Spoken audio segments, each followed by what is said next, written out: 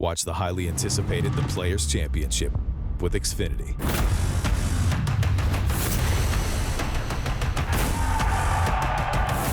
What a touch by Scheffler! Only with Xfinity can you stay on top of the action with our live leaderboard and scorecard. Plus, take a virtual tour of the iconic course, including the infamous 17th hole.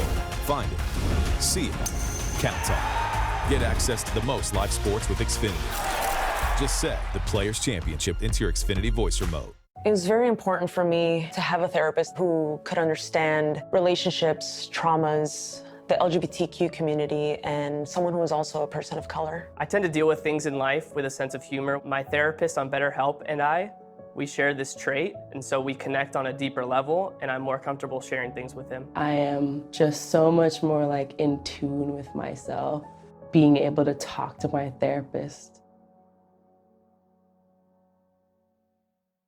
Watching Super Tuesday presented by Progressive.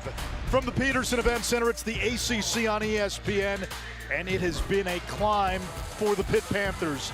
From 1-5 in conference play to a chance now to secure a top 4 seed and a double bye in the ACC tournament. Clemson right now is on the verge of knocking off Syracuse. That means if Pitt wins its next 2 games and Clemson beats Wake Forest on Saturday, this Pitt team will get that coveted double bye next week in Washington, D.C. Good evening from Pittsburgh. Anish Shroff, Tom Korean with you on this Tuesday night. And, Coach, whether it's double bye, whether it's single bye, the one truth here for Pitt, this team's won 9 out of 12. They're playing really well.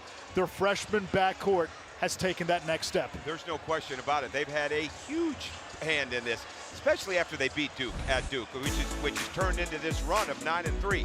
Carlton Carrington can play. He's averaging 22.5 in his last 2 games, coming off a 27-point and 7 threes against Boston College this past Saturday, a game you had. I love his game. He's got wiggle, he's got escapability, he can get in the paint, he can make plays for others as well as shoot. Jalen Lowe has been instrumental in this team. He started 15 games here. Since they've inserted him in the lineup, everything has been smoother. They can bring Ishmael Leggett off the bench. He's like instant microwave for them. Jalen Lowe can score, he can dish. He's got an uncanny ability to block shots. He's got length. These two are going to be a force for years to come, or as long as they can stay together at Pitt before they move on to the NBA. I love this backcourt. For Florida State, they got off to a fast start in conference, but it's been up and down since, mostly down. Their most consistent player, however, Jameer Watkins. Jameer Watkins transferred from VCU, and so he came from a tough coach in Mike Rhodes and a tough program. So he understands what it takes. He's walked in here and gotten better. All of his numbers are better. His percentages are better. He's instrumental on both sides of the floor. He's in constant motion, which is what I love about him. He's wired to score, but he can do so many other things. He's averaging over 16 points on this team. He's getting 6 free throw attempts a game. There's so many things to like about him. He's going to have a great night. It is the one and only regular season meeting between Florida State and Pitt. Last year, they split 2 meetings. The road team won each time. Bert Smith, Clarence Armstrong, and Tim Clockerty, your officials. And for this Pitt team, one of the best road teams in the country this season. They finish with 2 at home, and they're hoping to take care of business on their home floor.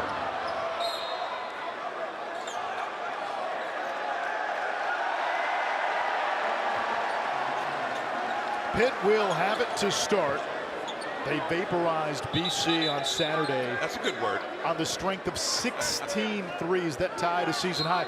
It's a team that lives and dies by the three-point shot. They absolutely do. In the last 6 games, the 4 wins, they're averaging over 13 threes a game at 47%. In those 2 losses, they're shooting 24%. There's your math. They need to make threes. Bub Carrington hit 7 from deep. And he went for a career-high 27 over the weekend. A lot of dribbling, the turnaround. Not there. Federico, the offensive rebound. Florida State gave up 21 offensive boards to Georgia Tech over the weekend. Blake Hinson for 3. The 99th 3 of his career.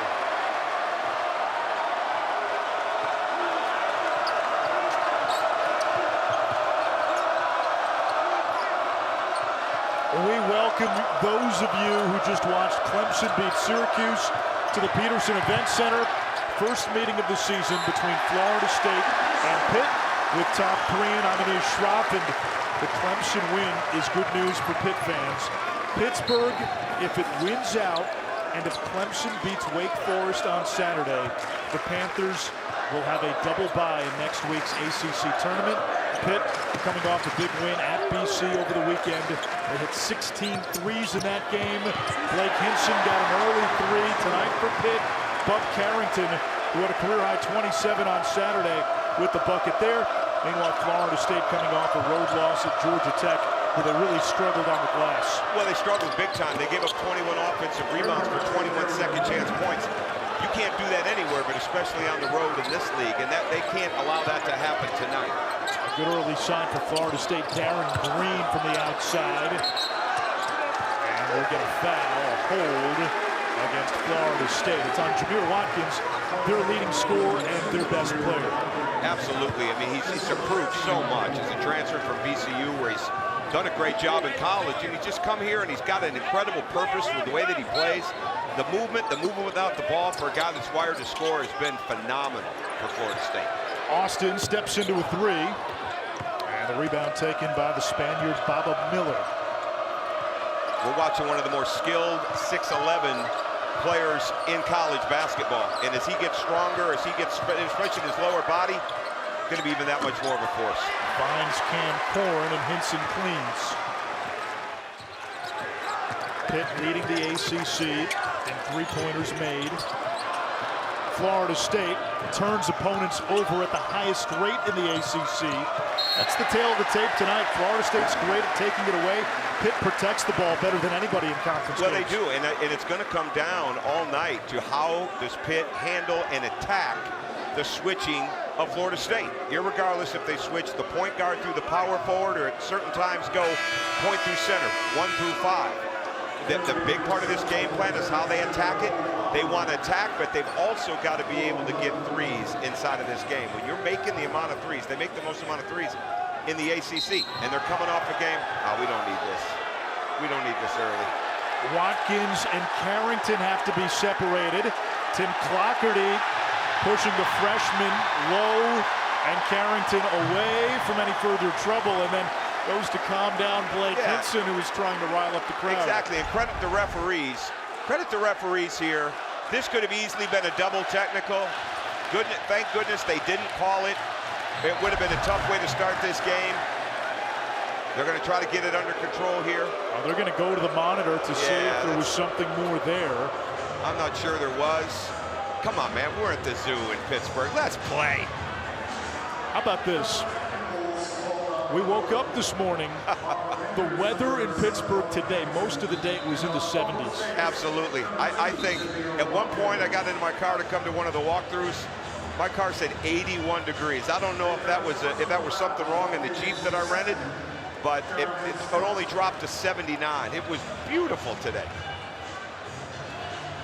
So they will call a technical foul on Carrington. Watkins gets a technical as well, so they could have done it. They could have done it right away. It's probably the right call. You hate to see it for two good players, two key players. And for Watkins, that's two early fouls. That's not good. And he goes to the bench for Florida State. Now, foul trouble is not as big a deal for Florida State as other teams. They go 12 deep. They like to play a lot, but Watkins is one of the few guys who plays 30-plus minutes, and he's been playing a lot of late as Lowe can't finish. Another offensive rebound for Pitt. Well, what this does is it changes the three-point shooting for sure, and it also changes the attack. Chandler Jackson being in the game, you're more apt to see some zone here maybe earlier inside of this game if Coach Hamilton decides to switch it up. But you do see what he can do. He can cut, he can move. He just doesn't have maybe the ability to get to the rim the way Watkins does. 3 early turnovers for Pitt. They have had 10 or fewer turnovers in 7 straight games. Taylor Bowen in there for Florida State, along with Chandler Jackson. Here's Worley, big 6'7" point guard, the drop off to Corrin. Beautiful play. Cam Corrin has improved so much. He's quick, He's a rim presence offensively, maybe not the rim defender that he'll be down the road, but his movement, his activity has been really big as Florida State has progressed through the season. When you play 12 like Florida State does, you can pressure in the backcourt all game. Carrington to Federico. It's knocked away by Worley. It'll stay with Pitt. We watch this now. We watch Jalen Ward get in the paint, reads the pick and roll, gets the spin. They step up to help. Federico steps up to help. There's Cam Corn sliding behind the defense to get the easy two. Florida State, a team that has a very strong chance to get a first-round bye in the ACC tournament. Here comes Carrington coming off that career high. Lowe at a career high 9 assists on Saturday, and he gets his first 2 points. Jalen Lowe is in constant movement. When I watch him play, he reminds me of a young man that played at Michigan for 2 years, Kobe Buffkin, who's now with the Atlanta Hawks, left after his sophomore year. Uncanny ability with that left hand, can go both ways. Buffkin might have been ahead as a defender. Lowe is ahead as a ball handler. Corn from the baseline. Carrington skies for the carom. Up ahead, Federico turns it over. 4 turnovers now for Pitt. Both teams have combined for 7 turnovers in the first 4 minutes. Jackson's pull-up blocked by Austin, who was one of the best shot blockers in the country the last 2 years when he played for High Point. Worley using the size on Lowe. They'll let him play. Here comes Bub Carrington. Pull-up 3 in transition. Not there. Jackson the other way. Green, catch, release, splash. He is so good in transition, and if there was one focal point today in that Pitt walkthrough, is we have got to stay attached to Darren Green and find him in transition. Last year against Pitt in this building, 5 threes on 8 attempts, 24 points.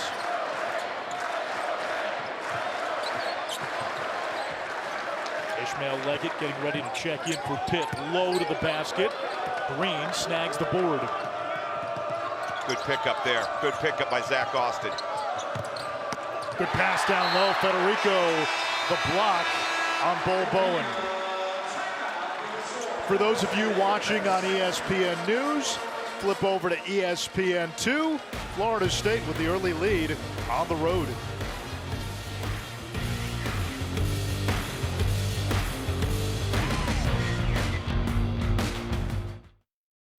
Watch the highly anticipated The Players' Championship with Xfinity.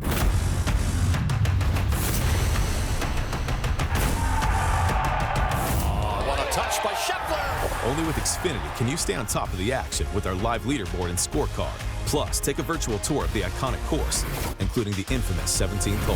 Find it, see it, count on it. Get access to the most live sports with Xfinity. Just set The Players' Championship into your Xfinity voice remote. It was very important for me to have a therapist who could understand relationships, traumas, the LGBTQ community, and someone who was also a person of color. I tend to deal with things in life with a sense of humor. My therapist on BetterHelp and we share this trait, and so we connect on a deeper level, and I'm more comfortable sharing things with him. I am just so much more like in tune with myself, being able to talk to my therapist.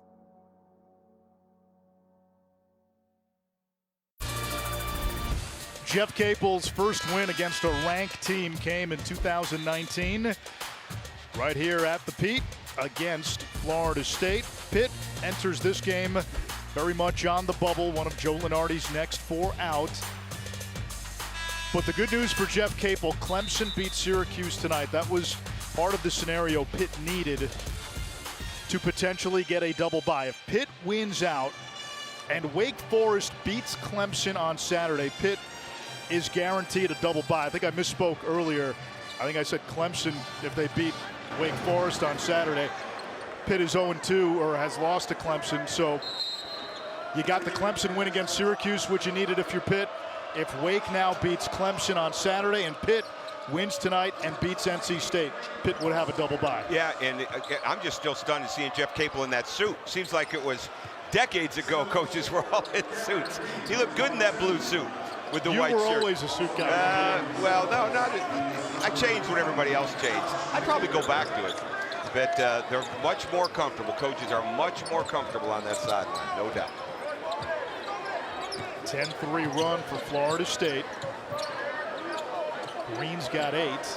Hinson and Green matched up against each other. Hinson driving and calling for the offensive foul. You're good with that, though. Hinson felt he had a matchup and he could take Green to the basket.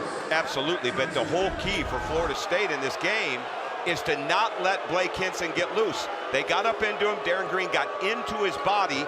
That's what Clemson did. He didn't even attempt a 3 till there were under 4 minutes to go in the first half against Clemson, because the way Clemson defended, if you're up in him, it becomes much harder. He needs the space to move. Pouring through resistance at the rim and draws the foul. Darren Green, and this is where Leonard Hamilton has been Leonard Hamilton all these years. When his defenders could get up into your chest, get under you. The Terrence Manns, the Devin Vassals, all those type of guys that he's had that were 2 and 3 stars, maybe tops, that he turned into NBA lottery picks and NBA big money type guards. When you could get up into, he never worried about the size of the guy that he had in the matchup. He only worried about the heart and the fight. And I think that's what you had with Darren Green Jr. in that position. They were not going to give Blake Hinson an inch, and they got the turnover out of it. Corrin right now playing some of his best ball of the season. He had 14 and 7 over the weekend, averaging better than 11 a game over his last 5. He's been in double figures in 4 of those games.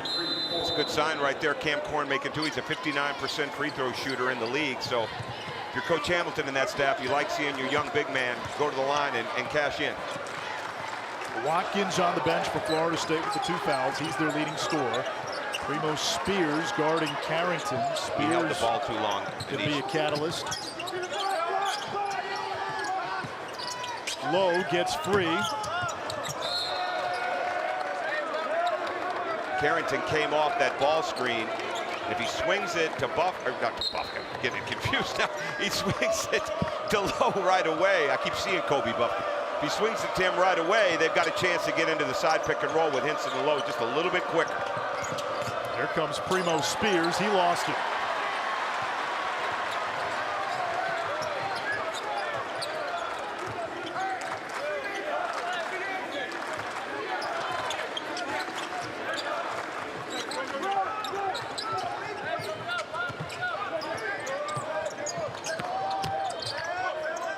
Lowe dips underneath. Beautiful move by the freshman from Texas. He has that in He's got great footwork. He can play off either feet. He's like a big man with his up and unders. Baba Miller leaves it short. And Diaz Graham picks it up off the scramble. Low to Diaz Graham. The slip screen worked perfect. Beautiful play, and that's a Pitt staple, the slip screens. It's something that Leonard Hamilton and the staff were concerned about, especially out of timeouts. But they know that this team is looking to get slips, especially with Guillermo, as much as they can. Spears doubled. This is Josh Nickelberry. And the battle for the rebound. It's Gainey and Diaz Graham. Spins out to Leggett. Leggett's been arguably the top 6th man in the ACC. Blocked by Jackson. Nickelberry wide open. No.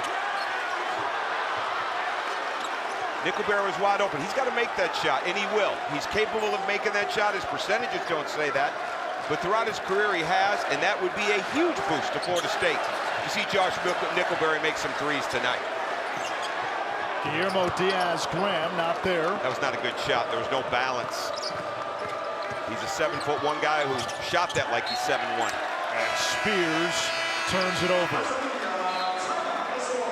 ESPN's exclusive presentation of college basketball is presented by Progressive Insurance. Bundle home and auto and save. Visit progressive.com.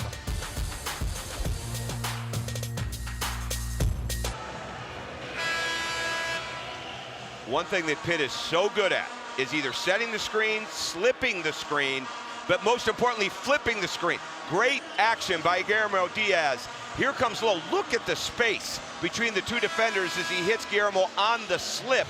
That has got to get cleaned up. You cannot allow that type of space for the passer. Most of those passes come in the form of a pocket pass, bounce pass. He didn't even need to do that. That's way too much room that Florida State gave. I'm sure it's been covered in the timeout, and the hands weren't close, but that is where they are so dangerous, setting those screens on the side, in the step up, or at the top in transition. Anish Shroff, Tom Crane with you Tuesday night at the Pitt. Jalen Lowe, a career-high 9 assists last time out. Hinson's a top 5 scorer in the ACC. He leads the conference in made threes, backing down Primo Spears. There's the double, and he draws the foul. We were talking about this at shoot-around. So important, and he cannot settle for jumpers, especially when they're up on his body. I thought he tried. He didn't go in the post enough against Clemson in that loss. He's big enough. He's strong enough. Obviously, he's become such a better three-point shooter. In college, his 2 years at Ole Miss, he made 91 total in 2 years. He's already got 99 this year, 97 last year. He went from being a 32% three-point shooter to 42% this year. With all that being said, go to the post and get your baskets and get to the foul line. And that's exactly what he did. And he's a 67% free throw shooter. That needs to improve. Fell back on his free throws. Offensive rebounds, an issue for Florida State. They gave up 21 against Georgia Tech, an issue tonight.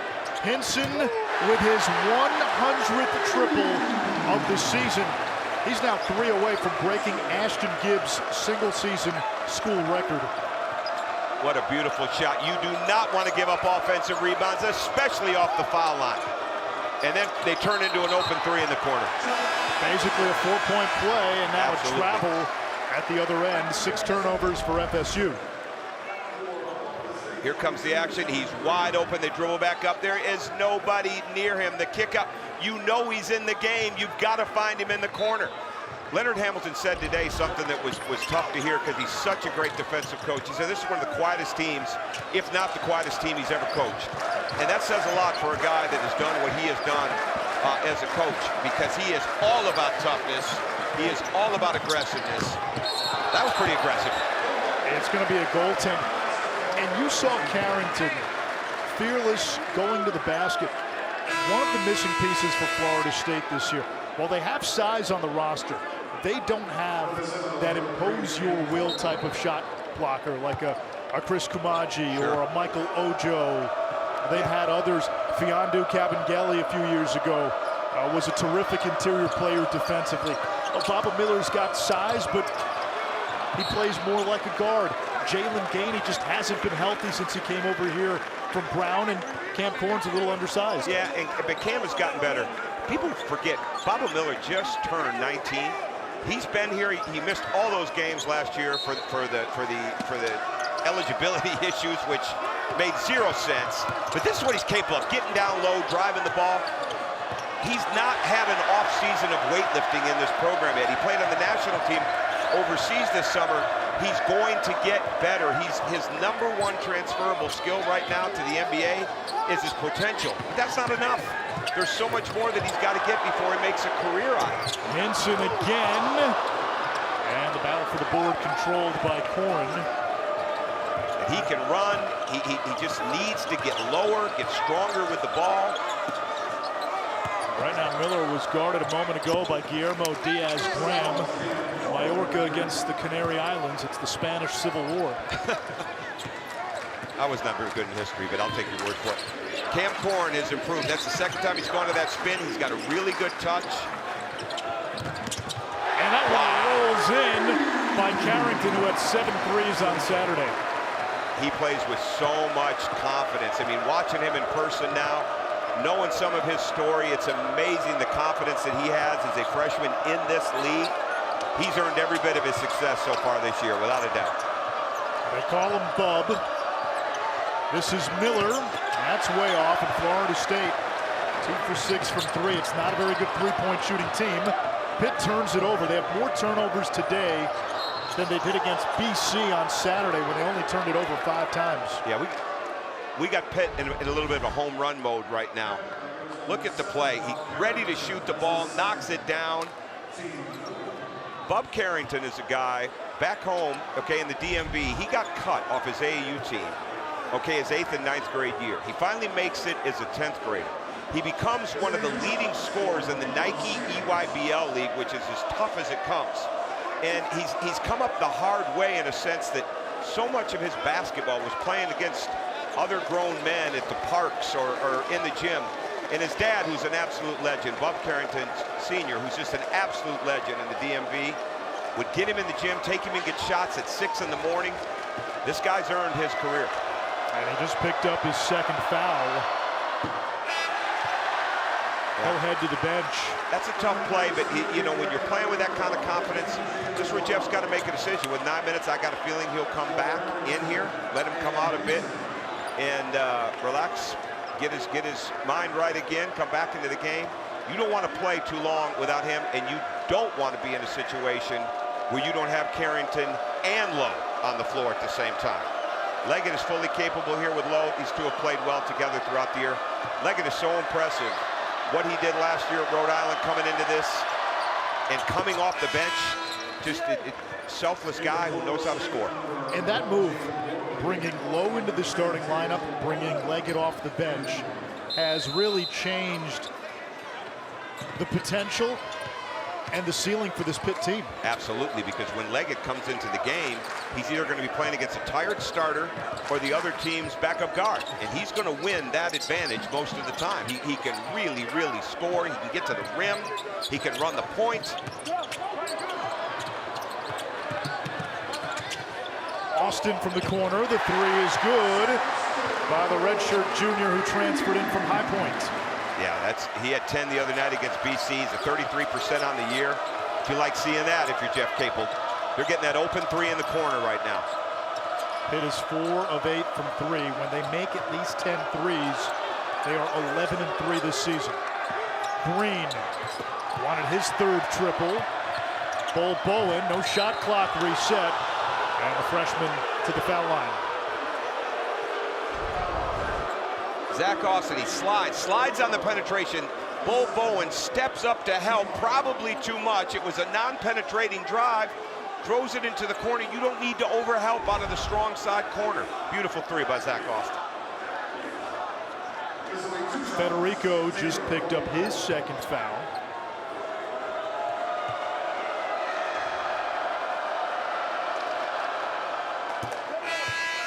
Our next NBA Wednesday doubleheader starts in H-Town. Rockets hosting Kawhi and the Clippers at 7:30. Then Giannis and the Bucks begin a 4-game West Coast swing against Steph and the Warriors. Coverage begins with NBA Countdown at 7 on ESPN.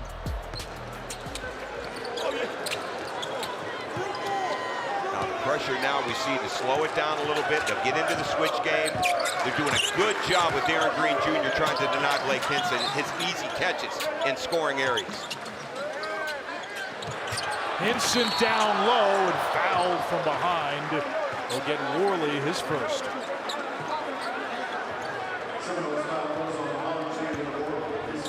Beautiful action right here with Blake Hinson. All right, he set the screen.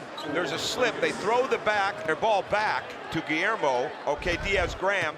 A play they work on sliding up. They want to hit the slip on the pick and roll. Excellent slip by Hinson out of that ball screen. And Hinson's knocked down a couple of threes, but we've also seen him be aggressive today, going to the basket a little more than usual. Absolutely. When you're as efficient and as big and strong as he is, and you can shoot the three, you've got to find ways to get to the foul line. I mean, it's imperative. He should be averaging 6-7 free throw attempts a game. Florida State has missed 6 of its last 7.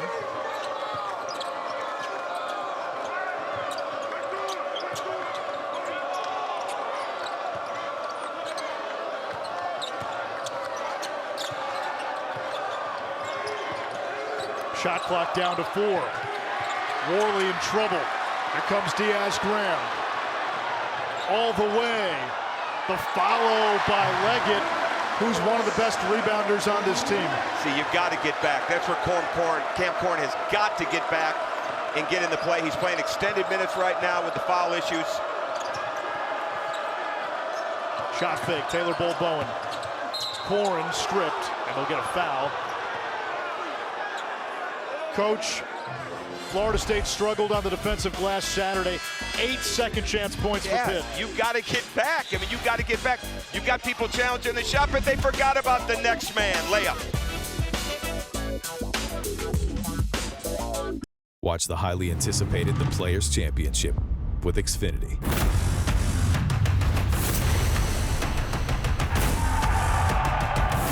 What a touch by Scheffler.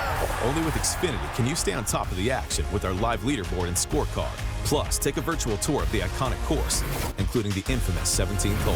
Find it, see it, count on. Get access to the most live sports with Xfinity. Just set the Players' Championship into your Xfinity voice remote.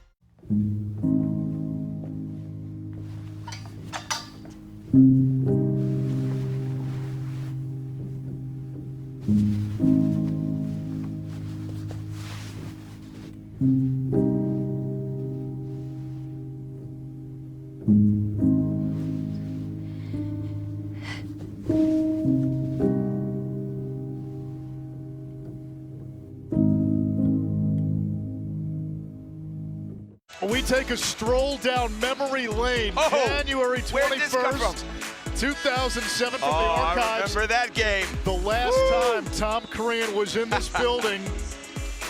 Finish the story. Oh, we won in overtime on a Sunday afternoon on CBS. Billy Packer was doing the game. We had some great games with Pittsburgh. I'm telling you now, when you came in here to play Ben Howland, or in my case, I never played against Ben in here, I played against him in the Sweet 16.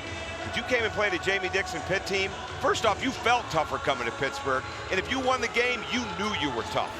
And this was such a big deal to come in here and get a win in here. We've had great battles with Pitt, great respect for this program. And I also got to coach here for a year, and our daughter Megan was born here. So I got special affection for Pitt. 1994, 1995, that season, Ralph Willard's first at Pitt. How about that hair? Oh, Coach, that hair. How about that hair? Oh my! Oh, like this is not right.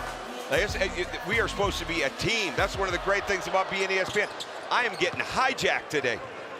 They didn't have barbers here in the Steel City when you coached? No, I didn't go, man. I wasn't making that much money. Plus, I was newly married. I had to save my money. We went to a nice Italian restaurant across the street from where we lived. That's where my money went. That hair was flowing, though. Flowing. Was that a mullet? Were you sporting a mullet? No, I wouldn't go with that. It was a little long in back. I wouldn't call it a mullet. Some might. I wouldn't. Jameer Watkins back into the game with 2 fouls. Florida State steps out of bounds. That team that you coached on Ralph Willard's first season, you were part of the staff that helped recruit the likes of Fontego Cummings, who got there the following year. Absolutely. Coach Willard is one of the finest coaches. I loved it. I worked with him for 4 years at Western Kentucky and 1 year here before I went with Tom Izzo. We had guys like Orlando Antigua, Jaime Peterson, Chris Gant. Biggest struggle that year is Jerry McCullough was a great point guard who we didn't have because of a knee injury. But I loved my year here with Coach Willard and living in Pittsburgh. And of course, those games are back at the old Fitzgerald Fieldhouse. Hinson's three. Another loose ball. And this time, Corin able to retrieve. Now, if you're Florida State, you got to go get inside right now and finish this half in the bonus. You're 1 foul away from the bonus. Watkins blocked by Diaz-Graham. In a game like this where the scoring is 6, so imperative that you find a way to get easy baskets. And right now the easy baskets are at the foul line. Good verticality. Good verticality. Very good verticality. Guillermo Diaz-Graham has improved so much. I got to watch him at IMG. He is such a better player in the way that he's developed here for a guy. He's just come over from Spain. Such a developed player. Jeff Capel and his staff do a phenomenal job getting guys better. He still has some weight to put on, but he spent the summer with the team stateside, and part of his regiment was getting stronger and working on conditioning. You can see it. He can space and shoot. He can pick and pop. He's running better. By the way, that was a beautiful spin move by Cam Corin in the paint. Beautiful move. Using the glass, scoring over his left shoulder, right hand. Corin and Darren Green of 18 of Florida State's 21 as we get a foul on the Seminoles.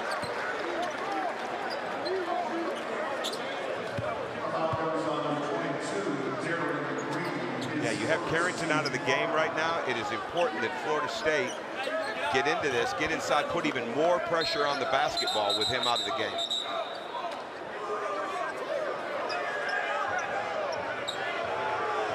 Clarence Armstrong blows the whistle. Looked like Deontay Green was trying to check into the game, and Green will come in to spell Corin. Yeah, Deontay Green, he looked good today in the walkthrough. Looked very, very active. The long rangy arms of the 6'7" Worley almost forced a turnover. I wouldn't have Cam Corin out very long, though. He's playing really well. He's playing very confident. He's on the attack when you look at those stats. On the attack tonight. Outside of Corin and Green, as you saw, no other Florida State player has made a field goal.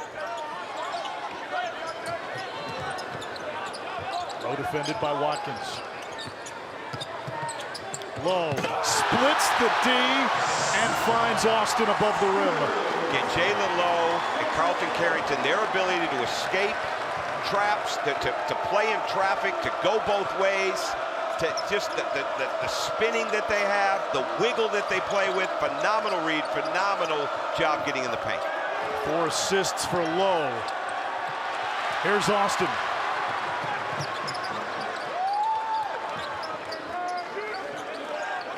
Jeff Capel telling me at shoot-around, part of the maturation for Lowe is that he can play fast, but in control now.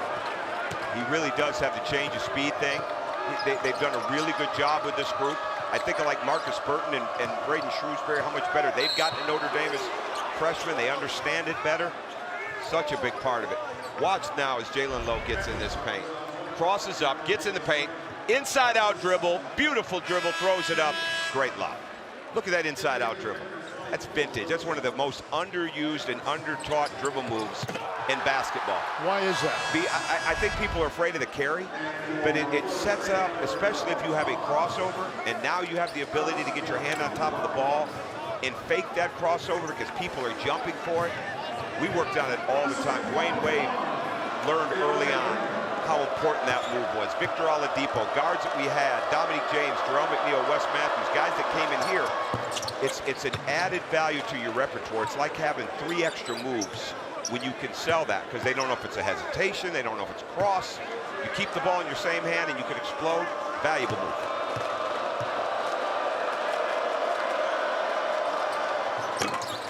One out of 2 for Deontay Green.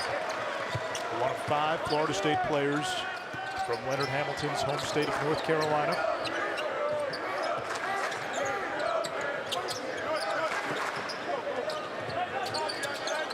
Jeffers setting the high pick, and now the switch.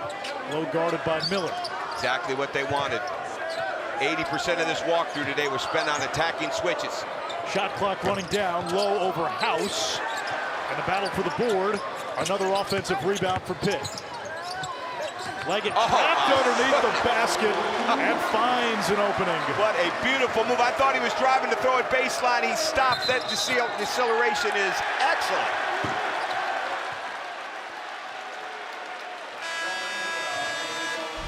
Watching Leggett is like watching a running back go through the holes. He plants, he steps, he uses the backboard. That is a big time finish.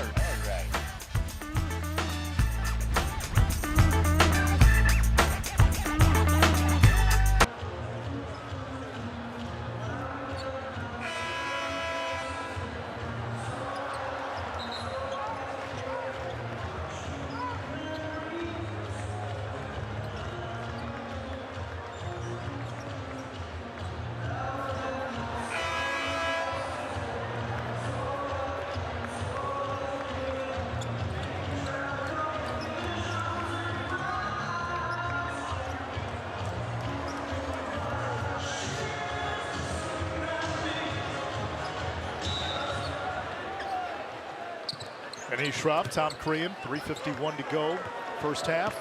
Pittsburgh with a 7-point lead. Coach Crean, as you see, no longer has the mullet. I thought we were going to get something out of Dallin Cup and Zubin Mehenti. I know they had something back in that studio for us that we didn't catch.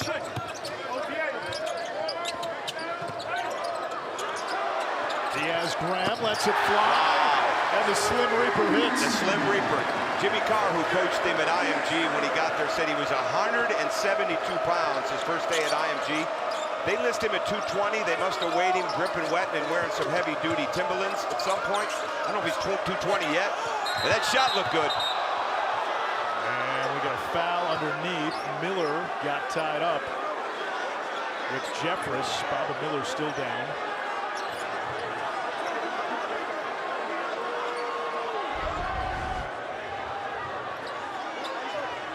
Jeffress and Miller get tangled up.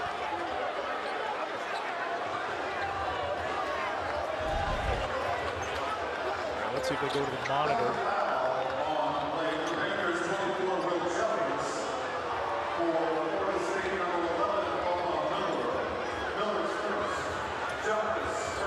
So they call Miller and Jeffress for fouls.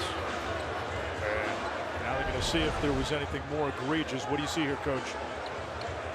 I see two guys getting tangled up, two guys that it's hard to tell exactly who initiated that contact. Probably the right call, because again, you've already established what was going on earlier in the game when Watkins and Carrington got into it at the foul line. Too bad. Looked like both of them took a harder hit than what the foul cost them. We had chirping early. There's been some physicality. So when you're a coach on the sideline, what do you want to see from the officials in terms of taking control of the game? Consistency. Yeah, you want consistency, no doubt about that. These are two very prideful teams. I mean, Leonard Hamilton, I'm with him today. I don't see any signs of a guy that's not loving coaching and not looking forward to the future of this and the recruiting and the portal and how he figures out how to make these guys better. I mean, it's just, the guy's a legend. He was an absolute legend as a coach. And Jeff Capel has won everywhere he has been. And he's doing it here at Pitt. I mean, you play Pitt, you're going to feel it for a few days. There is no question about it. To your point on Leonard Hamilton, if Florida State wins tonight, he will tie Gary Williams, the former Maryland coach, for 4th all-time in terms of ACC regular season wins. The only coaches in the history of the conference who would have more regular season wins, Krzyzewski, Dean Smith, and Roy Williams. It's amazing. If there's a coach out there that doesn't like Leonard or doesn't respect him, well, maybe they don't know him, but if they don't respect him, there's something wrong with that person. There really is. I mean, he is a tremendous coach. He has meant so much to so many coaches as they've come up the line. He's turned out coaches, but what people forget, there's a lot of programs, Nish, that can get you drafted. What he does is he develops pros. That's what he's done. I mean, and look at those guys we mentioned before, Terrence Mann, Devin Vassell. Those guys were not that highly recruited. Jonathan Isaac. The list goes on and on. You name the big guys. He's a developer. And he's always had good people with him, whether it be Charlton Young, Dennis Gates. He's had Stan Jones for a long time. Now he's got Kevin Nickelberry. He's got Steve Smith. He's done an outstanding job, and he just doesn't have a team yet right now that fits what he's built this on, which is constant switching, constant harassment, and if anything, they lose far too many 50-50 balls than what his teams have been used to losing. They don't have that tenacious shot blocker that some of those great teams had under Leonard Hamilton. No, but you know what? They've gotten better throughout the year, as has Pitt. If this is on Diaz-Graham, it's going to be his 3rd, and it is. So Guillermo Diaz-Graham with 3. Federico's got 2, and Bub Carrington 2 fouls for Pitt. It's in this. If you're Florida State, you're not worried about the score right now. You're worried about making sure you can get something good in that paint or at the foul line every possession. And if you get in the lane and kick it out, make a 3, get on the glass to offensive rebound. The next foul by Pitt puts Florida State in the double bonus. 1 week from today in Washington, D.C. at Capital One Arena, it is the tip-off of the ACC men's basketball tournament. So much to be decided. Who's going to be the 1 seed? Will it be Duke? Will it be Carolina? Can Pitt get a first-round bye and a second-round bye? How much does Clemson and Wake and Pitt, how much do they have to do once they get to D.C.? Same with Virginia, who's very much on the bubble. Right now, what Pitt better do is figure out that Cam Corn is going at it. That was a terrible pass. He stole it. He gets to the rim. When you're a coach and when you're a team, everything we're talking about next week, that is like a month and a half from now as a coach, right? Like all of these things, you're putting so much into each game, each possession, and all those things are down the road. Pitt, these are two teams, like we said, they're prideful, they're going at each other, and this is a hugely important game for both programs. Korn has put Florida State on the back of his bowling ball shoulders in this first half. 14 points. And he's done a lot of damage at the line. 8 for 8 at the stripe. He is. He's aggressive. And again, we said this earlier, his free throw percentage is not high at 59%. But when you see him making it like this, he's playing with tremendous confidence tonight. Look at the switch. Look at him down in his stance. Lowe back out to Hinson, blocked by Miller. Lowe able to get it back and hits from the elbow. Lowe's got an uncanny ability. He finds the ball. He can defend, block shots. Right place, right time there with that putback. 6 points, 5 assists for the freshman Jalen Lowe. You've got the matchup. You've got the matchup on Corinth. Outside of Darren Green, who's got the ball, and Corin, no other Seminole has made a field goal in this first half. That's one of their staple plays, the double curl. Just wasn't a great look. Leggett through the contact. Leggett, again, it's like a running back going through a hole. He's so quick getting it up to the rim. He's strong, compact. And Primo Spears was not aware of the pass, a turnover. Watch it right now. Look at the kick out. Hinson gets it blocked. Low, reacts, gets there quick, stays in his shot. Beautiful play. And here's Leggett doing what he does best, create contact with that shoulder. Go up to the rim, use the board, 2 points. The exclamation point on a Tar Heel win. We said it had been a battlefield. Oh, this is the way it's supposed to be. The passion in this rivalry is unmatched, especially in this building. Oh, how sweet it is. This time they'll play at Cameron indoors Saturday night. Pitt up by a dozen. The Panthers finish out their regular season with 2 home games. Florida State tonight, NC State this weekend. If Pitt wins both and Wake Forest beats Clemson on Saturday, Pitt will have a double bye in Washington, D.C. for the ACC tournament. Yeah, they're playing for a lot. There's no doubt about that. They're playing for their tournament life, and they're doing it. I mean, they've come out, and they've done it without Carlton Carrington. That's where Leggett is just invaluable to your team. Leggett, the drive, intercepted by Baba Miller. Shovels to Green, shot fake, lines it up, knocks it down. 3 3-pointers for Darren Green. He and Hinson are similar. They're both microwaves and can get hot quickly. And they were both the keys to each team's scouting report of staying attached, finding them in transition. But Baba Miller with a great block. That length, when he gets down and plays like that, I mean, you put that young guy in a weight program for a year and help him get his shot, his stance right, with the sense of stepping into his shot, going to be a phenomenal player. Hinson bullies inside, and Pitt extending its lead. It's 40-29. Timeout, Jeff Capel. So in the last couple of games, Saturday, Blake Hinson picked up a couple of early fouls. Pitt was able to absorb it. They've done that today with Carrington on the bench. They sure have.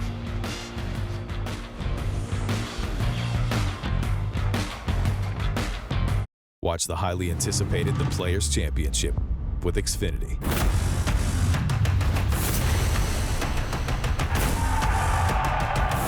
What a touch by Scheffler. Only with Xfinity can you stay on top of the action with our live leaderboard and scorecard. Plus, take a virtual tour of the iconic course, including the infamous 17th hole.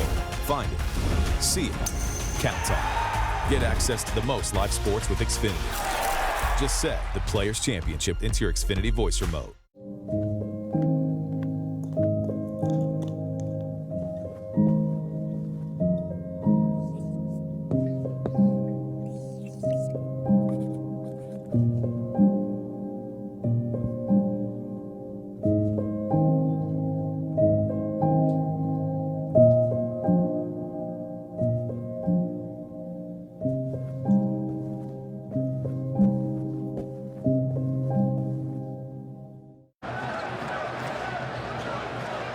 You have two not good, but great shooters in Blake Hinson and Darren Green. Both of them in their careers have combined for 28 career games where they've made at least 5 3-pointers. It's amazing when you look back at what Blake Hinson did in that Louisville game. 9 of 13 from 3 for 41 points. But they can score, they can get it quick, they're instant offense. But the great thing about both of them, they've got many different ways to get there. Spears hits the pull-up, and that is the first Seminole, with the exception of Corin or Green, to make a field goal. Low, the feet inside. Jeffress gets the basket. He had been scoreless in his last 7 games, and that's how the first half ends. Jalen Lowe is blossoming into a star. Oh, there's absolutely no doubt about it. No doubt about it.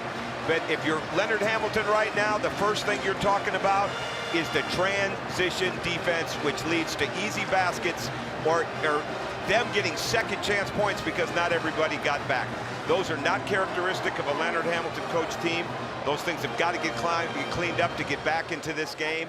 But credit Pitt for the way they are attacking. Do you think there's a picture out there of Dallin Cuff with a mullet?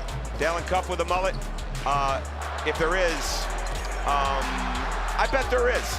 I'll bet there is. ESPN research. We want to see it. I know Zubin Mehenti has a mullet because he only gets his hair cut once every 6 months.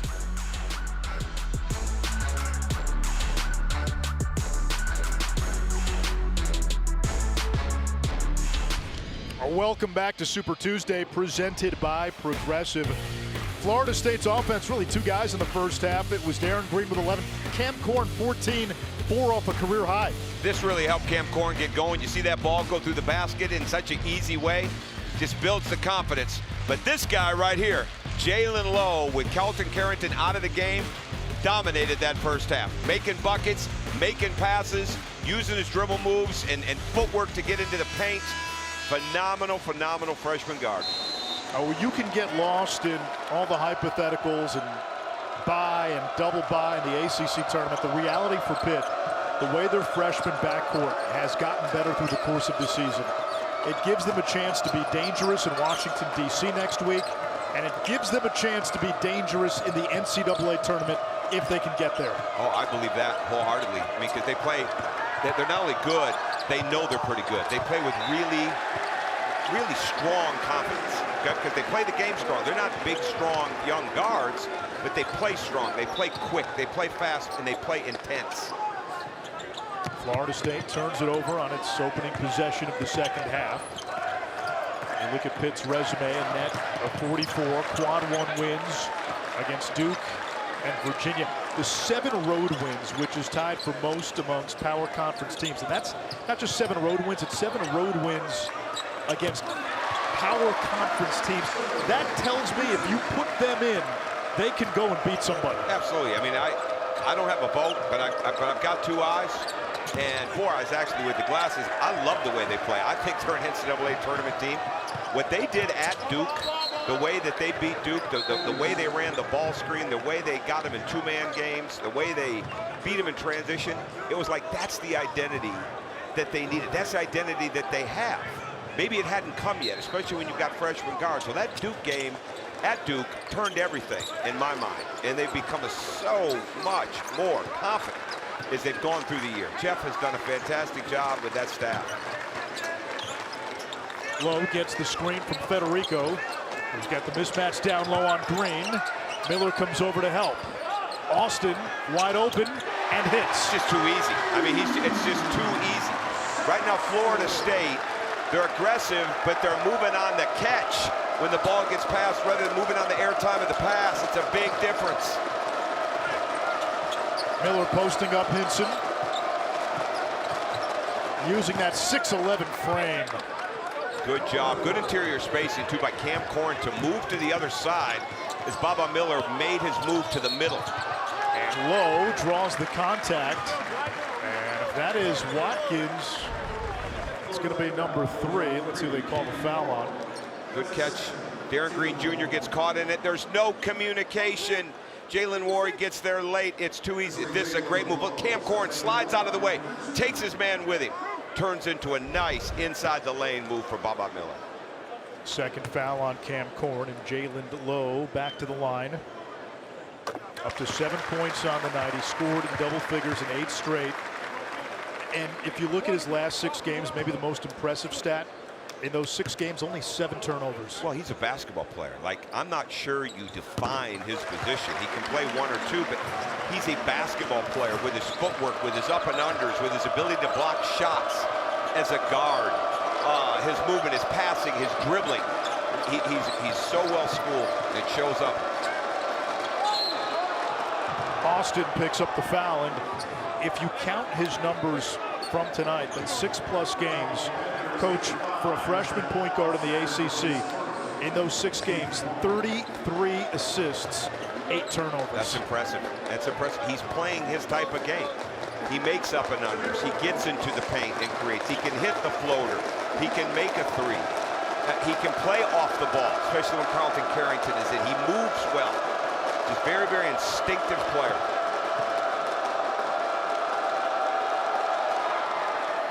First point of the night for Jameer Watkins, who's Florida State's leading scorer at 15 a game and had been averaging almost 19.5 per game over his last 7. Well, you feel that the scores, obviously it's 15, but you've got a guy, Watkins, who's on the bench as long as he has it. Now he's getting into the paint. You just trim this down bit by bit, but you've got to have that movement. You can't stop going to Cam Corn. What you can't do is shoot yourself out of coming back with bad shots, bad 3s. Bub Carrington with the ball. He picked up a couple of fouls in the first half, spent a bulk of the half on the bench. Well, they want to take away those gaps of help. Henson wheeling inside. Federico, the follow. I love Federico. I mean, he's improved. He can run. You can run offense through him. He can short roll, and he can definitely follow up misses. 14 second chance points for Pitt. Wild runner. Corn had the offensive rebound.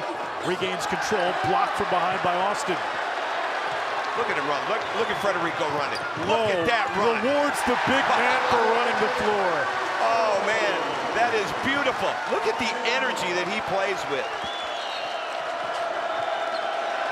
Timeout, Leonard Hamilton. You watch this action. Now watch him take off and run. He's down the floor. All right, there's the block. Look at him take off. He inbounds it. He takes off the block from Austin. Here it comes. Great finish, Federico.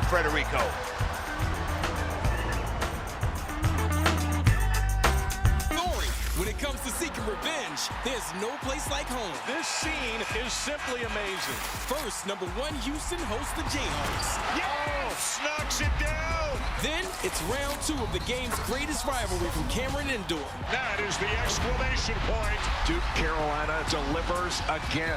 It's 2 top-level rematches to end the season. Experience number 14 Kansas, number 1 Houston. Then number 7 North Carolina, number 9 Duke. Saturday on ESPN. A couple of huge matchups here in early March. Houston, the number 1 team in the country, but they lost their big man, JoJo Tugler, to a season-ending foot injury.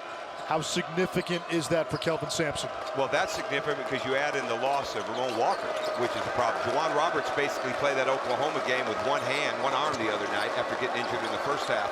But you're taking 2 really, really good big defensive players that can switch out, do multiple things.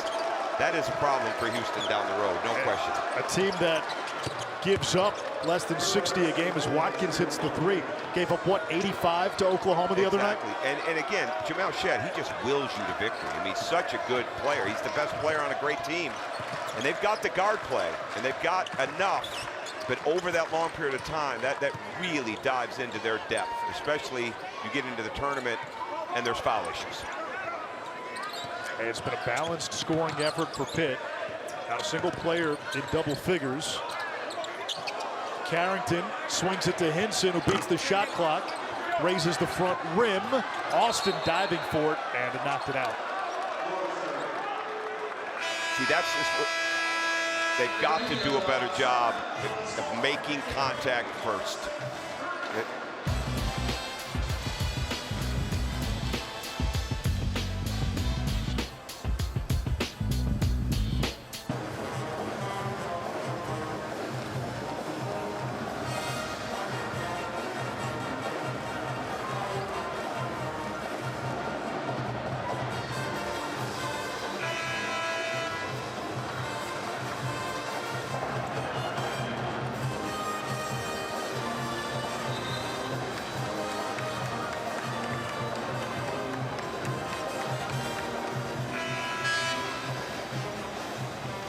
That's the madness of March. So North Alabama will play Austin Peay in one semifinal tomorrow. Jacksonville, Stetson, and the other over in the A-Sun. Getting beat by one of your own, that's tough. But that's the new world we're in college basketball, and it is not going away. We saw it on ESPN2 before this game. Joe Girard for Clemson. Exactly. Hit some big shots against his old team, Syracuse. Exactly. We're less than 2 weeks away from the portal. It is going to be, I don't know if madness does enough. There's March Madness. Portal Madness might even be crazier. Lunacy, cacophony, pandemonium. You can't you cannot overpay average players. You see so much of it going on right now as teams try to finish the season.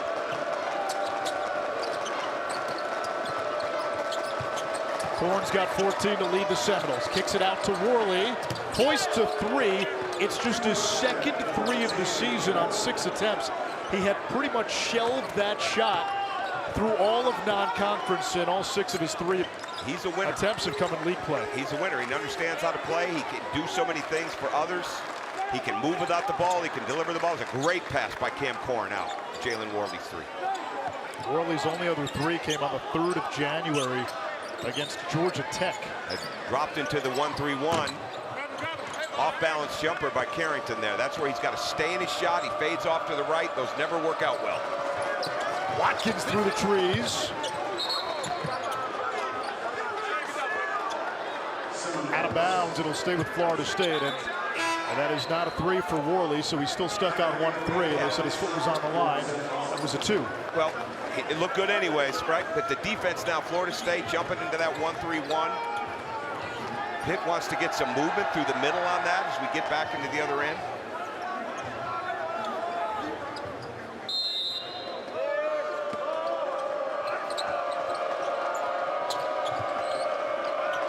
Watkins only 5 points, 1 of 4 from the field. Cam Corn's reading the double team. Oh, look, beautiful play. Beautiful play. All set up by the fact that Cam Corn didn't have it, kicked it back out, ran into a ball screen. Florida State has trimmed the deficit to 11. They've been down by as many as 18. Corn 2 points off a career high.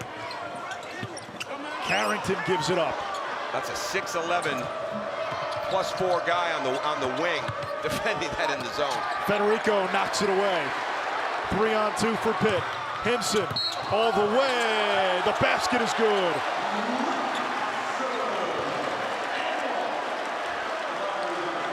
Really strong finish, tough shot inside. You just capitalized on a turnover. You don't want to take a tough shot. Green's there just a little bit late. Hinson hits him with the shoulder, goes up, finishes through the contact. Beautiful finish.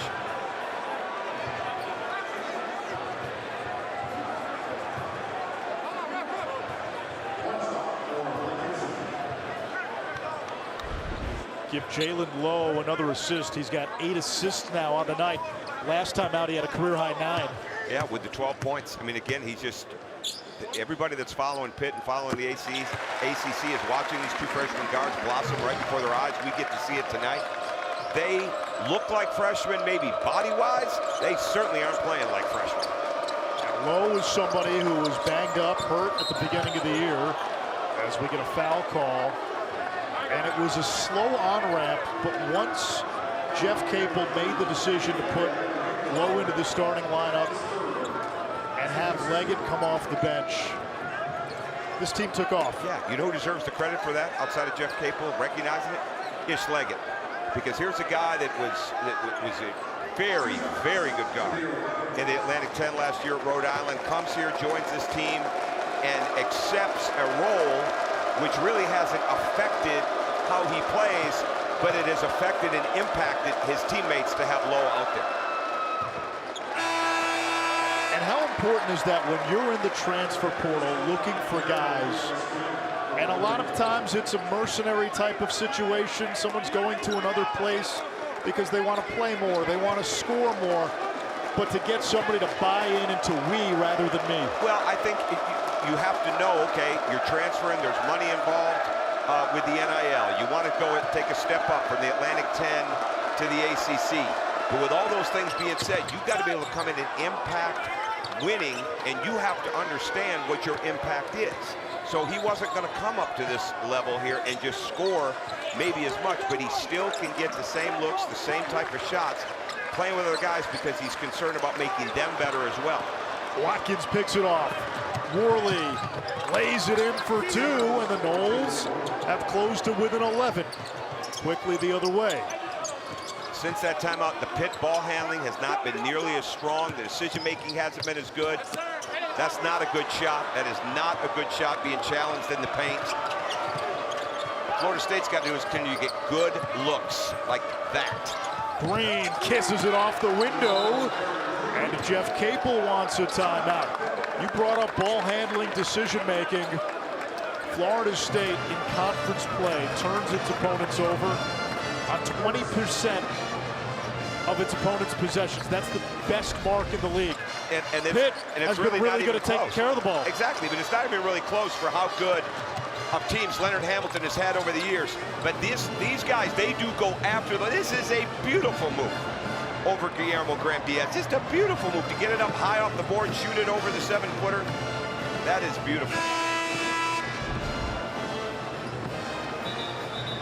It's important now, you're Pitt, you cannot come down and get a bad shot. Get something going to the rim, get one of those patent slips that they get something that you know you're going to score on, either at the rim or getting to the foul line. Florida State in the midst of a 12-2 run. Pitt led by as many as 18. Horn and Green were the offense in the first half. Starting to see Watkins come alive a little bit here in the second half. And Baba Miller, who's very, very quick hands. When Florida State doesn't try to tap the ball, they don't try to stab at the ball, they try to rake the ball. They try to take the ball from you. They rake inside and grab it, right? Like that's how they're very, very good at that.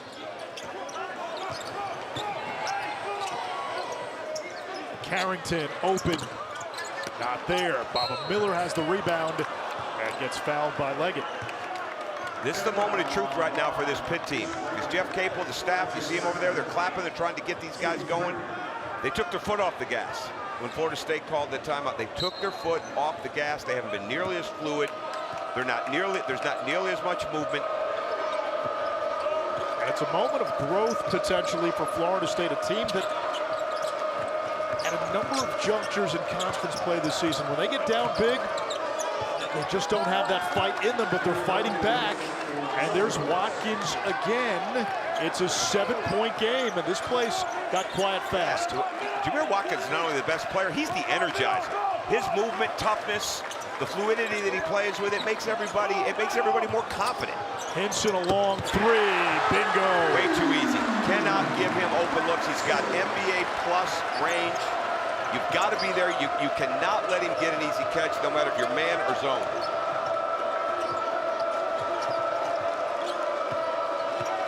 One more 3 and Hinson will tie Ashton Gibbs' single-season school record for made threes.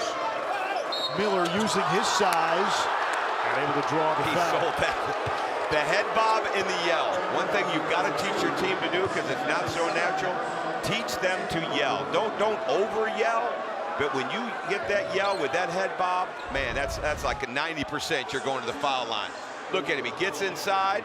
All right, not great contact, but he yells, he bobs the head, the ref buys it. 2 free throws for Baba Miller. Selling fouls is an art. It's a skill. Florida State tonight has done most of its damage at the free throw line. 16 out of 19 at the stripe.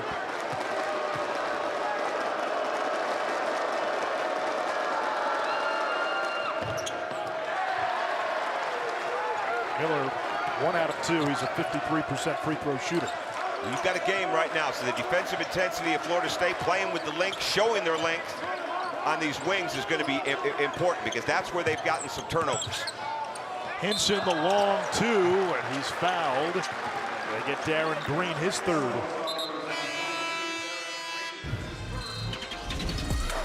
Here's the action.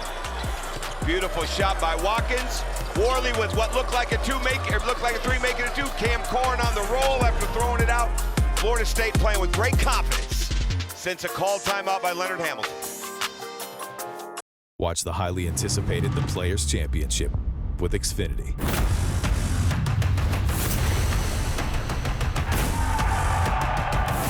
What a touch by Scheffler! Only with Xfinity can you stay on top of the action with our live leaderboard and scorecard.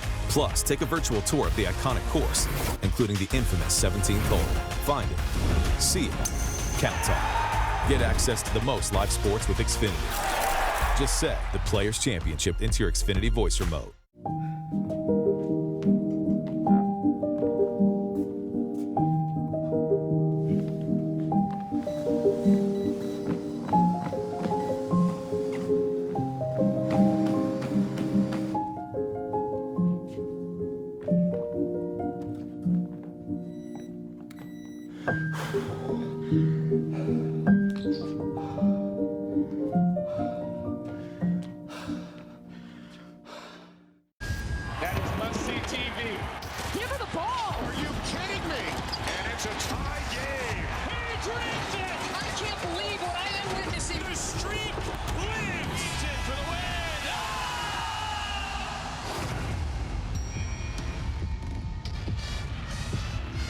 The ACC tournament begins a week from today in Washington, D.C. Final week of the regular season culminates with North Carolina and Duke Saturday prime time at Cameron Indoor.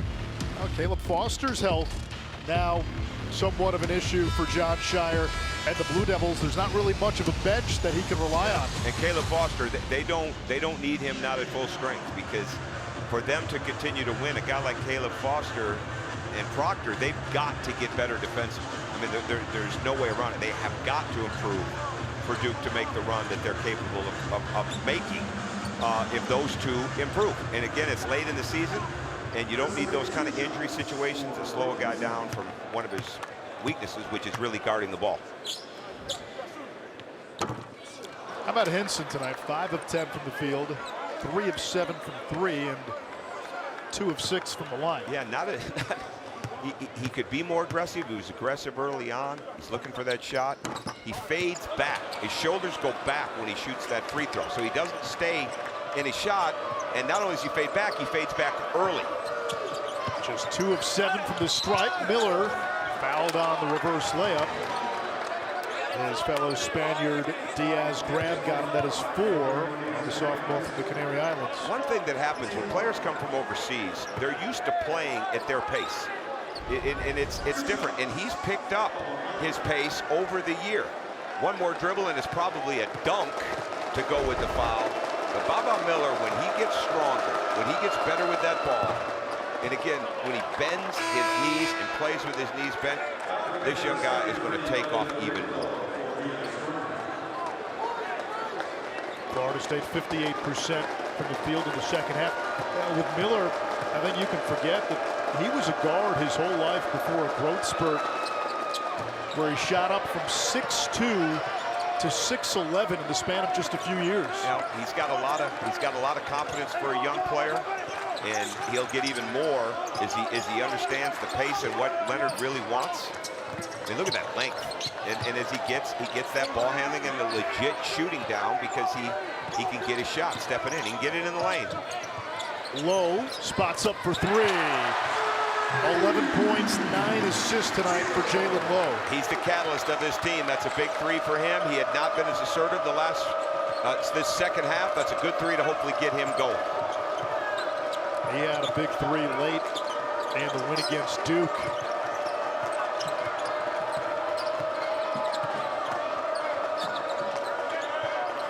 All 8 of Watkins' points have come in the second half. Oh, they switched it. Shot clock at 5, strong drive, pay the man. They switched it. He took the switch, he drove it, got under his shoulder, drove through him. Watch this, there's the switch, he gets under him, separates, they rotate over, he stays strong, finishes with the contact, keeps his eyes on the backboard. Look at his eyes. Look at his eyes while he's playing through the contact. Sees the ball go through the rim. That's a heck of a finish.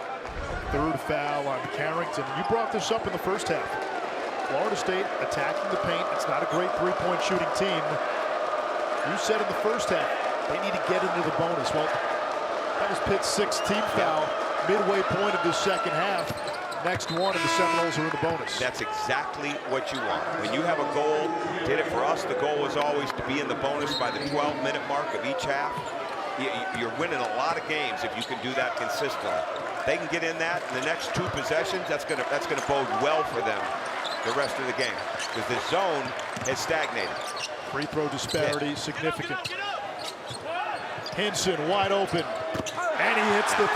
His 4th triple. He's now tied the single-season school record for made 3s. Yeah, you're helping on the wrong. You don't need to overhelp in the zone on the drive when you've got guys like Blake Hinson and Jalen Lowe standing outside. Watkins posting up Carrington. Worley lets it go. Federico looking for help. Baba Miller got away with one on Federico's arm.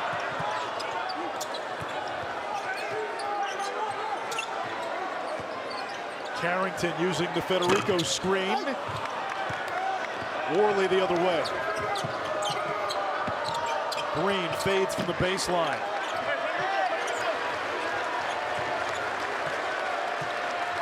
Good choice by Pitt. They would have been out in front because Korn was underneath the rim. It's a good choice. Come back, get some movement. This is where your weak side's got to really talk. Drive, dish, Hinson. And they didn't. Sets the record for most 3s in a season at Pitt.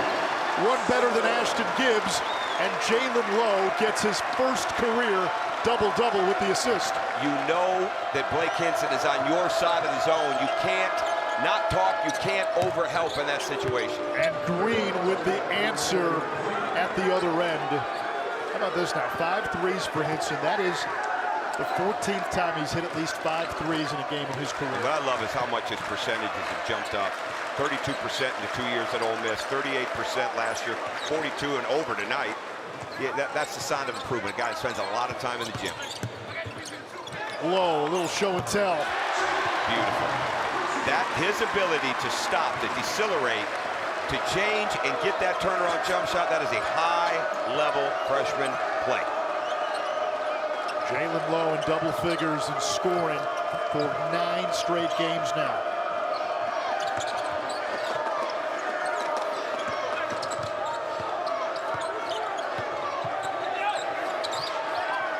They're not even really defending the 3 for Worley.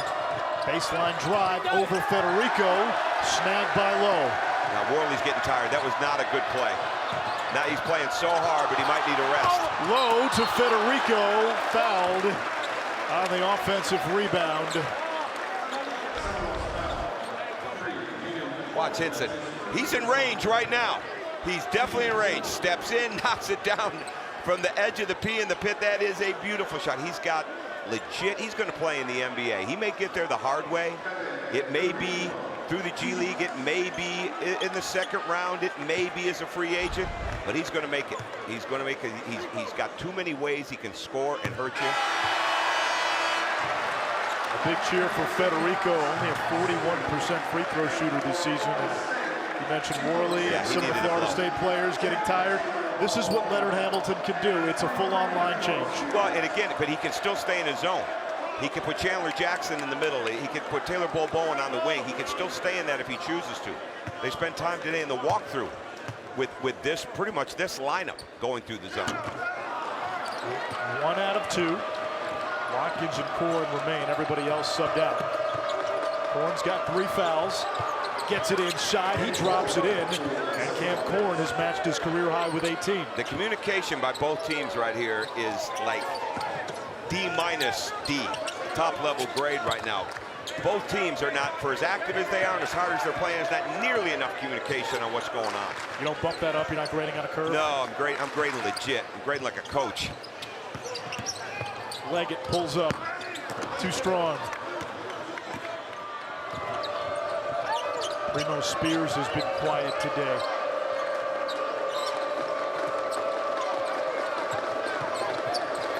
They got Korn again. They throw it in, they're going to get a foul. Jackson maneuvering. Spears kicks it to the corner.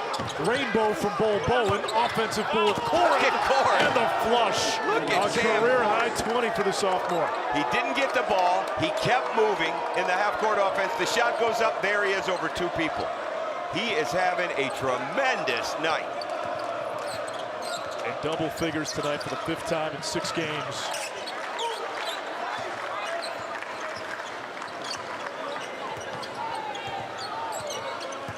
Good switch. So with this length, they're not giving separation now, whether it's been man or zone. Couple open threes, but other than that, it's not been the same for Pitt. Henson beats the shot clock. His 6th three-pointer, 24 for Blake Henson. He's got it. He's got the step back. He holds his follow through. He's got range, like we've said. Corrin again, feeling it. Gets the tap in, 22. Not only is the roll too open, there's no pressure on the ball. You get 2 on the ball, you've got to bring some pressure. Both players' hands are down. It's far too easy for for Florida State to score in that paint right now in the ball screen game. Darren Green and Jalen Lowe at the scores table. Looking for the clear out now, spreading everybody out to try to get this one-on-one matchup. Carrington, and that's going to be a goaltend on Corrin. And that brings us to the under 8 timeout at the 5:41 mark. Well, and it's right there. I mean, it's still a very close game. Look at Cam Corrin. 2-hand rebound, power dribble, up, dunk, finish. Got it. Henson with the step back, no problem. Separates back. He can't believe how well he's shooting.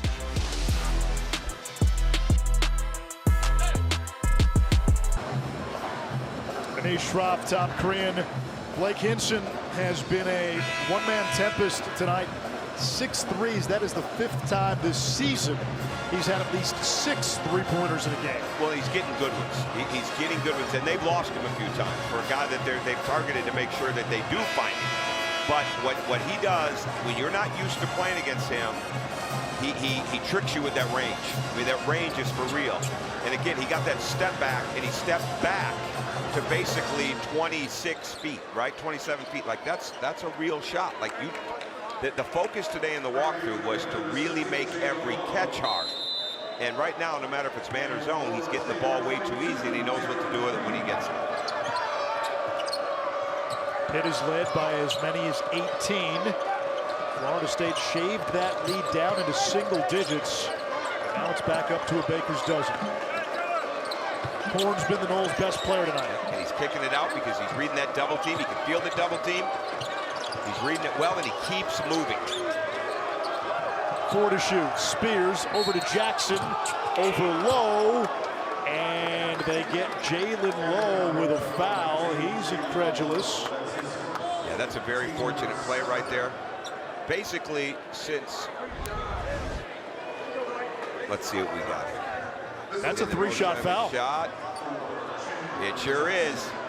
He got that hand, came across the inside of the hand, or outside of the hand, I should say, in there. That's definite.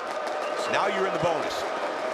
For Florida State, that's such a huge part of this, because you basically went almost 5 minutes with Pitt having their 6th foul and not getting fouled to get to that bonus. Now you're there, you've got to utilize that paint even more. 3-shot foul for Jackson, who is named after Chandler Bing from Friends. And where's number 0? Because his favorite player is Russell Westbrook. I read the notes. It's pretty impressive. The incomparable Chuck Walsh, longtime sports information director at Florida State, the best.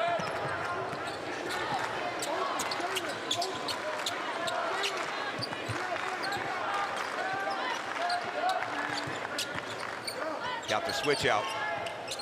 Spears is good on that ball. Shot clock at 10. Carrington, a lot of dribbling. Beating Federico. Little percussion at the rim. You didn't need to leave him. You didn't need to leave him. That's the only place he could really go with the ball. Corrin wants it. Over Federico. And 2 shots coming for Cam Corrin. Carrington. He's got Spears. He bumps him, gets it there. They step up, no rotation. Federico underneath, wide open. You don't need to step up like that if you're Cam Corrin. You want to bluff at the ball. You can't give up the obvious dunk. And now both of Pitt's primary bigs have 4 fouls. Federico, and Guillermo Diaz-Graham. Cam Corrin, he's letting his hand go out on that last free throw where he's been getting his hand in the rim. That time he did it. 23 comes off points. his hand a little funny, and he kind of spins. And what happens a lot of times, if you're not focused on it, you'll let your hand drift off, and in his case, drift off to the right. That's where he misses. He's been shooting with his hand in the rim tonight, finishing his follow-through in the rim, which is one reason he shot the ball so much better. Lowe's got a double-double tonight. He set a career-high in assists 2 games in a row. And Bol Bowen tried to get the block at the rim. And I think they're going to say goaltend. At least Pitt is pleading the case. Beautiful play call by Jeff. It is a goaltend. Beautiful play call. They bring, we call that a bull rush. All right, he steps in there. You're trying to create that contact, get that separation, put the man at a disadvantage like that. Beautiful post up. It's a chance for a 3-point play. Bol Bowen committed the foul. They're checking the monitor to see if this is a goaltend, and that ball was on its way up. It sure was. Or I should say it was great post up. That's what you want Blake Hinson doing, because it's a hard matchup, and they're trying to guard him with Darren Green Jr., and he caught him behind him. So the foul is on Bol Bowen. The question now, is that a goaltend? That's a goaltend. Yep, it is. Everybody gets an extra 45 seconds to a minute break. It's an obvious call. They go check it. It's obvious. Now it goes to the foul. Hinson loves the Pete. Last 3 home games. 24, 22, 41. Tonight he's got 26. He's, like I said earlier, he's going to play in the NBA. I have no doubt in my mind. Great body, improving. He's got a legitimate stroke. He's probably going to end up a team that's got some dominant ball handling guys, dominant players that he can just go space and make threes.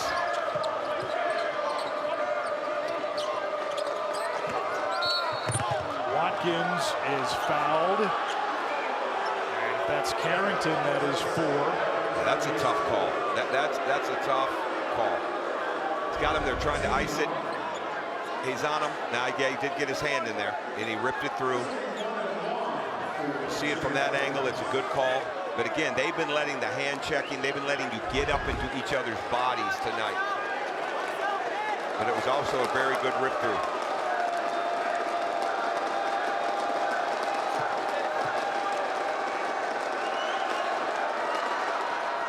Three players with 4 fouls. Watkins doesn't get the roll. Carrington secures the rebound. All 11 of Watkins' points have come in the second half. Look for the switch here. We try to get Green on Carrington. Over Green. He forced it. Offensive rebound Low.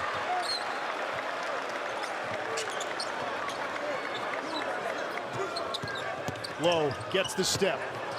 Comes back to Leggett. Corrin has his 7th rebound. Beautiful ball movement, though. Just a little short on the shot. Green catches, shoots. Rebound Hinson. Still plenty of time.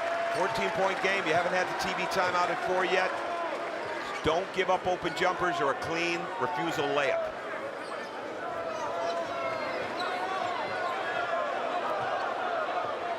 Lowe's been the maestro. Picked up by Green on the switch. Gets inside. Off balance runner.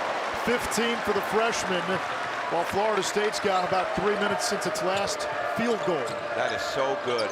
His finishing ability, his ability to make the decision, keep the ball high on his release, really good. Watkins run around Low. Well, as we said earlier, Jeff Capel and his staff, they did a great job in their scouts today. Most of it was spent on how they're going to attack the switches.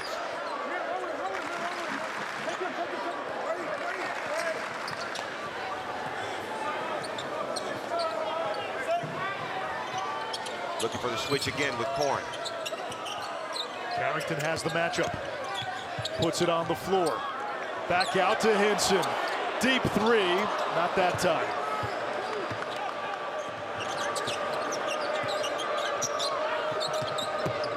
Watkins through traffic.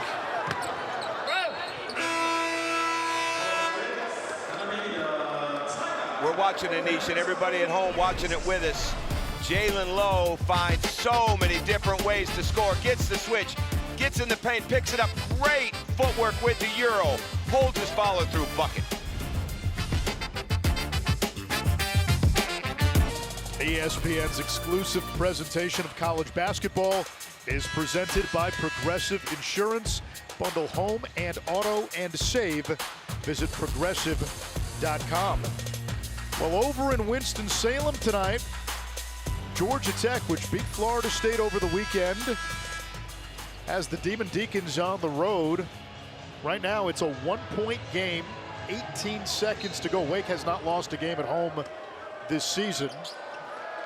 If Pittsburgh wants that coveted double bye in the ACC tournament, they need to win tonight, and then they need Wake to beat Clemson on Saturday. Really, the result of Wake, Georgia Tech doesn't matter. But if you're Steve Forbes, you beat Duke, and if you don't win tonight, you haven't won since. Yeah, that'd be. There's no question. You can, with a win tonight, you overcome a tough game like that with Notre Dame, where you go on the road, and you got to win at home when you're hunting like this. Yeah, they lose to Notre Dame, they lose at Virginia Tech, and now they're not playing well against Georgia Tech. Still time here for Florida State.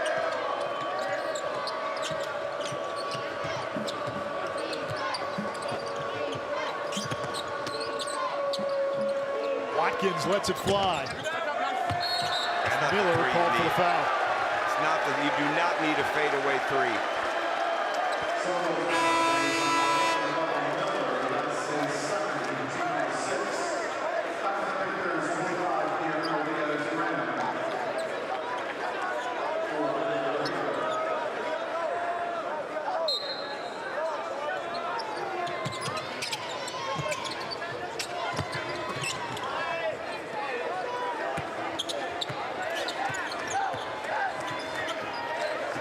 Somebody in the middle versus that trap.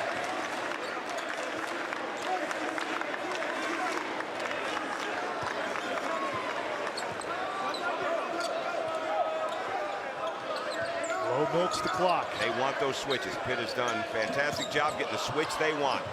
Lowe throws it up off the rim, off the window, and gets the 2-17. They wanted to attack Darren Green Jr., and they are doing it. 17 points. 10 assists for Jalen Lowe. And got him so many different ways. He just impacted the game at such a high level. Florida State and the double bonus, and now a little mocking war chant from the Oakland Zoo. Hey, they work hard. The Zoo works hard. They know what they're doing. They're here early, very early. I was impressed. For a Tuesday night, they were here early. You know what this is, Coach? This is playing on the road in the ACC. Yeah, no question.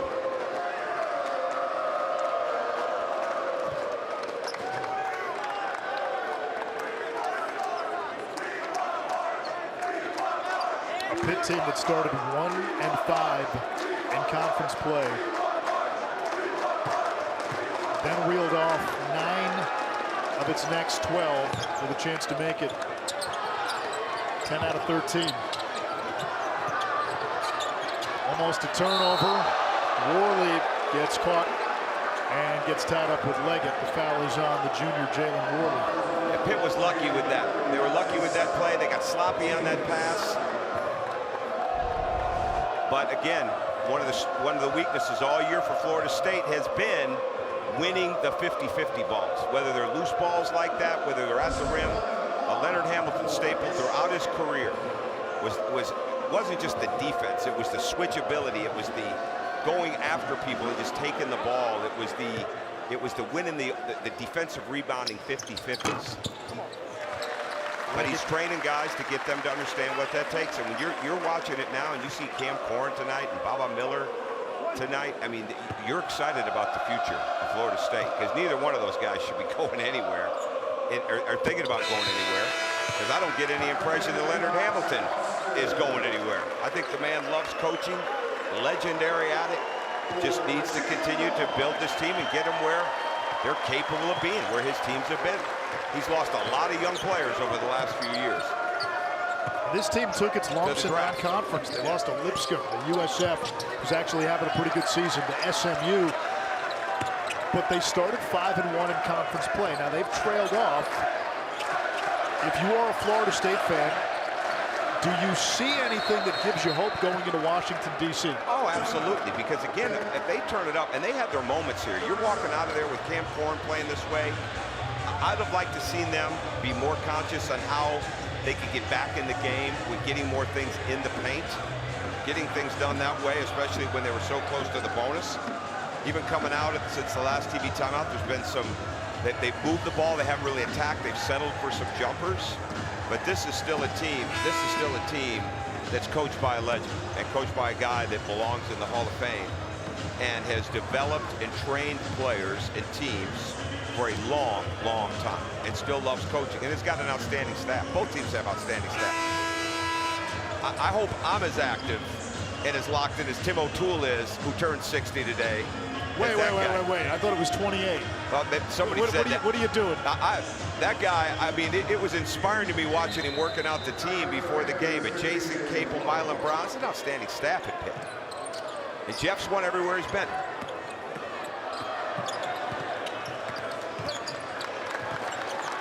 Now they can sense it here at the Pitt. That's a big win for Pitt. Didn't play their best, but they played their best when the best was needed. And we'll get one more foul. It's on Watkins. You think of the program Jeff Capel inherited. 2 years under Kevin Stallings at Pittsburgh were a complete disaster. The program was left in the rubble. And it was a slow grind to build this thing up. They had a promising freshman class early on. Trey McGowan, Xavier Johnson, Audice Toney. None of those guys stuck around. Jeff Capel had to recalibrate his formula. Went heavy with transfers last year. Old team. They get to the tournament now with a young backcourt. And he said all throughout the season, this team will go as far as this young backcourt takes them. You can start to dream this season on this young backcourt. They're looking at back-to-back 20-win seasons. And if they can get into the March Madness, if they can get into the NCAA tournament, they'll be dangerous. If they get that double bye, they are a legit team that can win in D.C. in the ACC Championship. He's done a fantastic job. And credit Heather Lights, the athletic director, for giving him the time to build this program the way that he needs to build it. Back-to-back 20-win seasons for Pitt for the first time in a decade.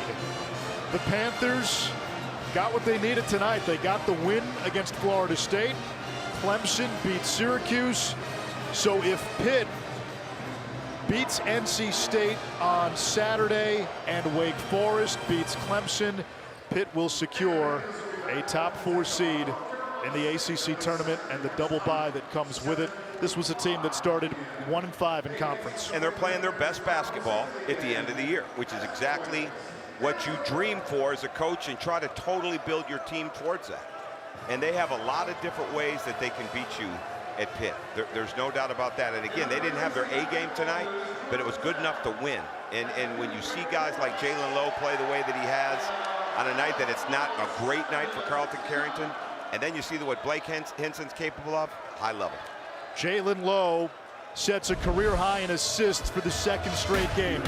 Blake Hinson goes for 27, and he breaks the school's single-season record for made three-pointers. Pitt has now won 10 of its last 13. They've got a lot to play for on Saturday. Let's get you to the studio now. Zubin Mehenti and Dallin Cup.